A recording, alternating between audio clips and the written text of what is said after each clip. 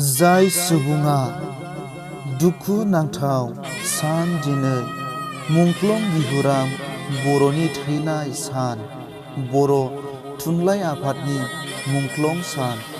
जाय सुबुङा गावनि जिउनि मावनांगौ खामानिफोरखौ दोनथ'नानैब्लाबो बर'नि गोग्लैसोना थानाय राव थुनलाइ धोरोमफोरखौ फोथांनो फोसाबनो आरो जौगाहोनो सान हर नांथाब मावबाय थादोंमोन।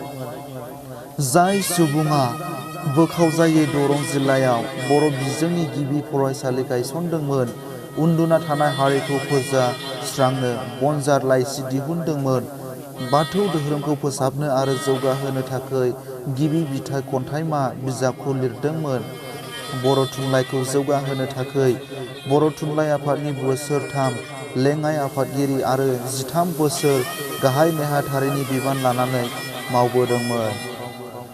जाय थुनलाइ गुरु सोरबां सुबुंखौ बर' माहारिया सनानि माला जों बरायनांगौमोन, बेबादि गेदेमा थुनलाइ गुरुखौ बर'फोरा 1990 खालि दिनैनि सानावनो गरनै गुलिनिसो बान्था होबाय।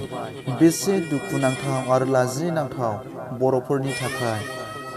गावनि नखरनि मावनांगौ खामानिफोरखौ दोनथ'नानैब्लाबो सान हर नांथाबना गावनि हारिनि थाखाय मोजां खामानि मावग्रा सुबुंफोरा जोबथायाव बिदिसो मुगैथाव बान्था मोनबोला मोनसे हारिया बोरै जौगालांनो हागोन?